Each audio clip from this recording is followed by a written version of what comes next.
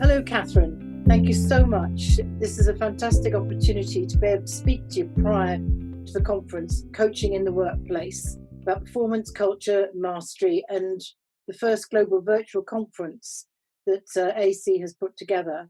So I'd like to introduce you to Katherine Tulpa, who's the global CEO of the Association for Coaching, and I am Anne Kalea, an AC contributor and engagement and development lead for the Association for Coaching Supervision Groups.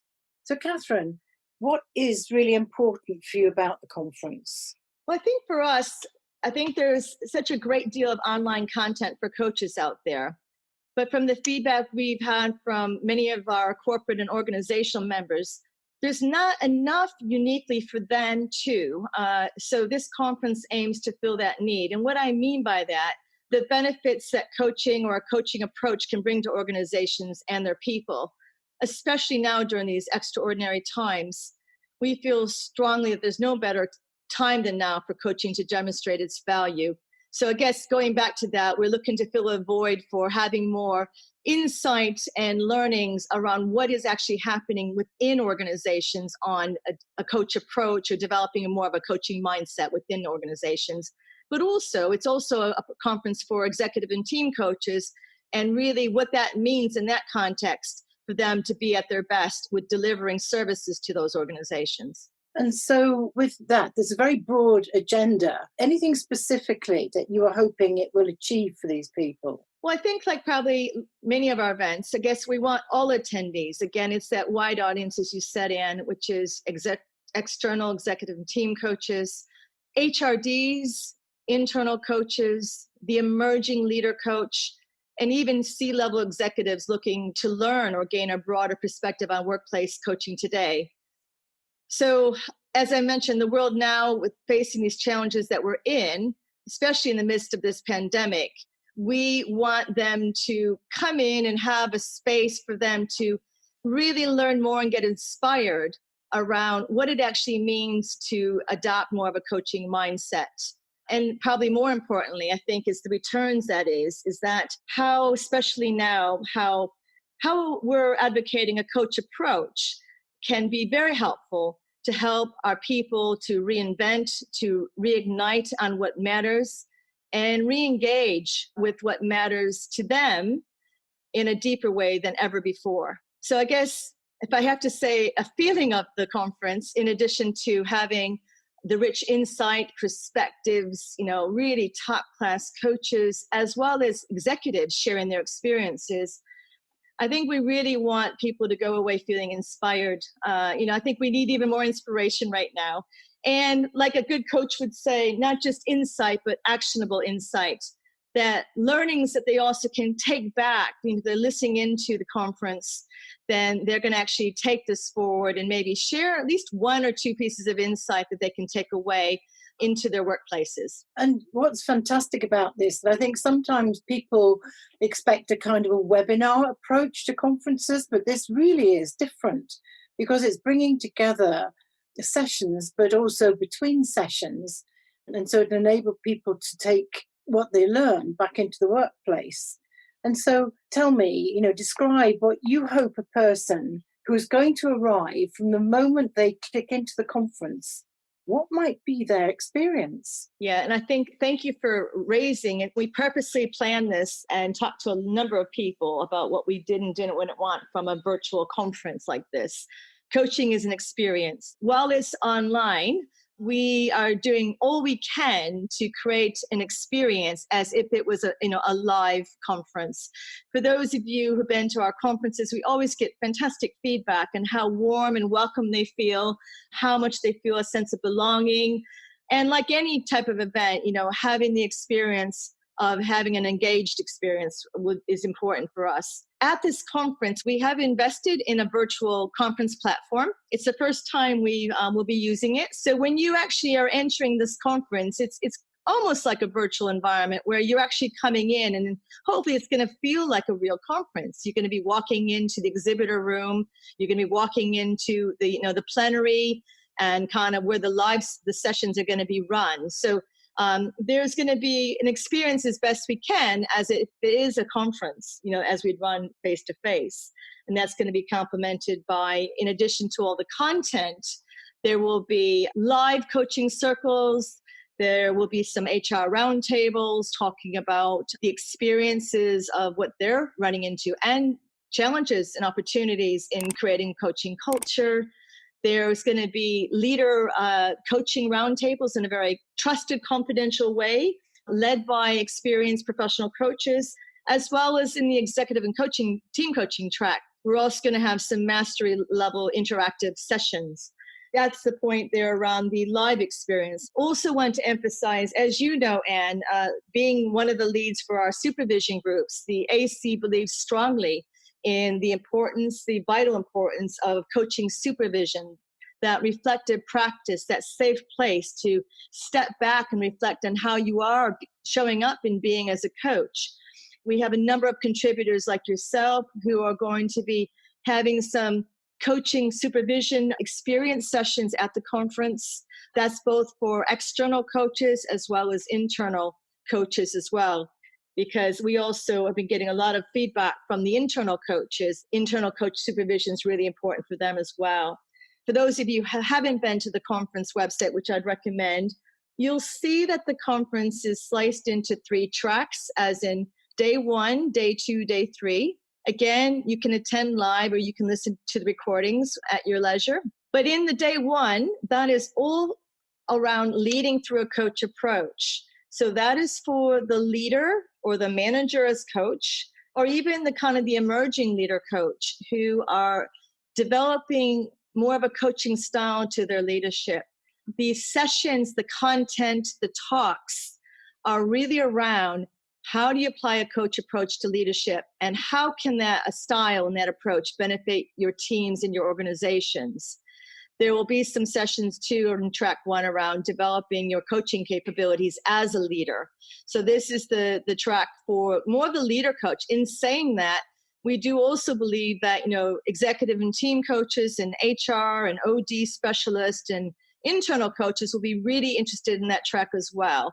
Hearing live case studies and experiences from some of these leaders. We're really, really pleased to say we got some real C-level executives as well as emerging leaders as well, talking about their experiences and sharing their inspiration about how a coach approach has worked for them and what the benefits has yielded. And then going on to day 2, that's around more talking to the HRD, the internal coach, who and the speakers we have around that are sharing their experiences with building more of a coaching capability and building more of a coaching culture. As importantly, how coaching can help is helping and is hoping to help shape the culture of tomorrow that we're all now discussing now in today's climate.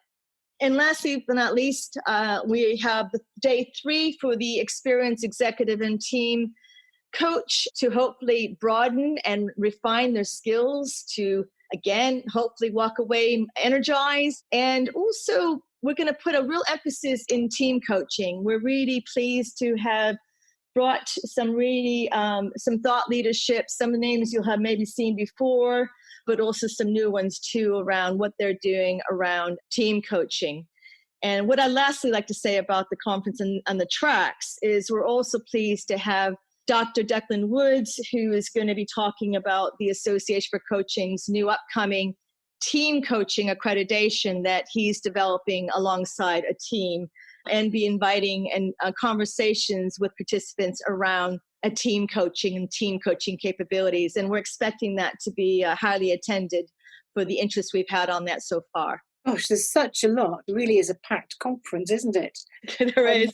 You've got a space, haven't you, on leader as a coach? And there's been, quite a lot of controversy around, can a leader be a coach? Tell me more about the concept. It's interesting. We've been having a special interest group with with leaders as well as HRD about what do we mean by a leader as coach. But, in some ways, think of it around it being about developing a coaching mindset in some of the talks and in some of the supportive materials that you'll have by attending the conference.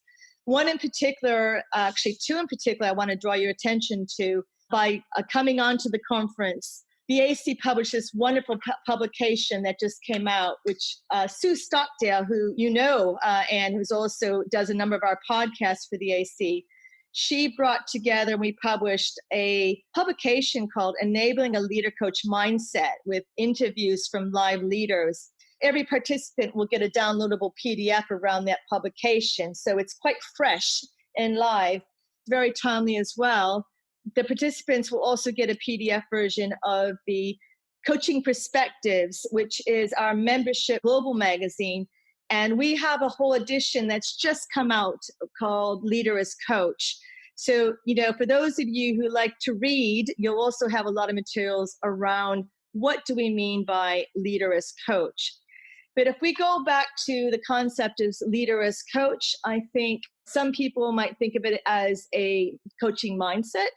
Others could be saying it's about adopting a coaching approach as a leadership style. We're suggesting that a leader that takes more of a coach approach to the way they lead, doesn't mean the only way they lead, will actually have better results. What I mean by that, and what we've been sharing and what I speak to, is at its core, what we're referring to is creating the space for another to explore their own thinking, to explore and identify their own talents. We don't do enough of that, I don't think. Most people are very, very aware of what they're not so good at, but also to explore their potential and their talents. And that leader holding those stretch conversations through a coach approach.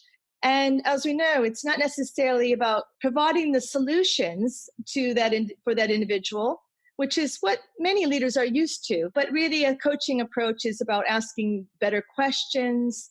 It's supporting them, and it's actually challenged them as well in a safe and trusted space.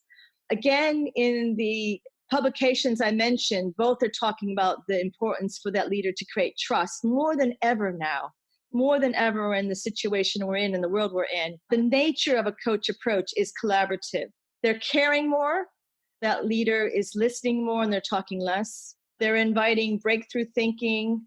They're stretching performance, fostering an environment that cares more and is more inclusive and really much more open to varying viewpoints and ideas. It can make a traditional leader's role easier as they're doing more through others and spending more of their time being a role model for someone who cares deeply for the success of their businesses and people, as opposed to have to figure it all out and do more of it themselves. And I think generally most leaders really get that. So of course, and if we bring out more of that coaching approach, I really strongly advocate to clients I work with, leaders I speak with, that it will make their role easier. Absolutely. And I think, as I'm listening to, recognizing that at the moment globally in the pandemic, we've seen various styles of leadership. And I do wonder, what may be some of the key challenges of developing leader as a coach concept globally? It is step by step. And I think you can speak to a number of leaders and says, yeah, I get it. I get the theory. I really appreciate the value of a coaching style as a leader. But then I go back to my day job and, the day takes over. And the biggest obstacle, I think a lot of leaders and a lot of coaches say when they're developing leaders is time. Leaders, especially we have been, I think many businesses, most business as a result of the pandemic have been in troubleshooting mode. And it's been having to react very quickly. If anything, it's almost getting very tiring for a lot of leaders. And, this is about going back to how can they be most resourceful with their energy. So one hand, time could be the biggest barrier because, one level there could be a mindset that says it's easier just to tell people to do and give them direction. And there could be a mindset or an obstacle that says coaching style could take longer, but that's a very short-term way of looking at it. So I guess we're just, really suggesting here for that leader to take more time to step back, to invest and develop in their people. That's actually going to create more time for them in the middle to longer term. So again, what we're trying to do here is sustainable results, sustainable businesses, sustainable cultures that thrive. So that's where we're coming from is, okay, while the time might be that biggest barrier as an obstacle, reframe that and saying, okay, well, it could take a little bit more time to sit down and coach someone. People will quickly get up to speed and it'll accelerate faster as a result. Now more than ever, in our current situation, we are seeing the need from a number of the virtual coaching forums we've been running with a number of our members, and also with our leaders, the leader coaches, that, we're going into a new climate now where we need more innovation. We need new approaches and new ways of leading. We know also that the best way to promote coaching and learn coaching is to coach others. So I guess the request is, while there's challenges, and it will be step by step to your question about how do we scale this out globally, we do believe that the more people that coach or take a coaching approach and actually yield the benefits, as has been happening over the last 10 years, as coaching has been growing across organizations, they will definitely just start to see it. But, I think we're on a long-term mission here. Let's go into the session that you're running now. And thank you very much for so much rich sort of information. I'm really excited about it. So tell me about your session. What are you actually hoping, a couple of key messages that you want to put across in your session? I love Rashmi Shetty's Pearls of Wisdom. She has written in the IOC's Coaching Perspectives magazine on can a leader be a coach, ? And she has a wonderful article.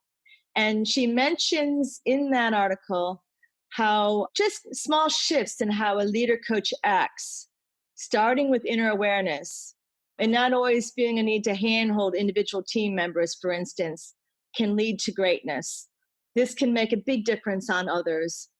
And also, going back to the Developing a Leader Coach Mindset publication I mentioned also, is that so many of the contributions from coaches and leaders in that magazine, we're actually talking about the value that coaching brings beyond business. And that for a good coach, whether that's a professional external coach or an internal coach or a leader coach, is to look at our coachees, the people we're coaching's lives, worlds, in a holistic way. We're talking about integrative coaching. So, we're looking at the whole. And this is really important when around going beyond business, for a leader coach to probe holistically when coaching their people, for instance, around their career development, even in performance discussions, to look more broadly. Again, I think so many leaders do this well. And then we're actually just inviting them, encouraging them even more so to go in the world of the holistic. And this is particularly important with the next generations coming in. And so many of those already are leader coaches, where perhaps they're have less work-life boundaries that maybe the generations before that have had. I don't think it's just a generational thing. I think in the situation where now that we've been through, I've talked to many senior leaders in senior roles who've been in the workplace a long time, who are now looking to rethink and relook at what matters to them. We are yearning. I think the workplace is looking for a deeper level of meaning and connection, are looking for companies and bosses they can choose to work for. That's a kind of backdrop to say, in my session with Sil Seller and I, we're just storytelling a bit. It's not a practical session. It's really the idea of, through her story, she's, been in a big multinational CMO role of a very large organization on their board. And she's a huge advocate of the coach approach and is a wonderful role model for a coaching with the coaching leadership style. And I think what I really admire and what we're drawing out in that conversation from the session that we're both running is how coaching can be used to create energy.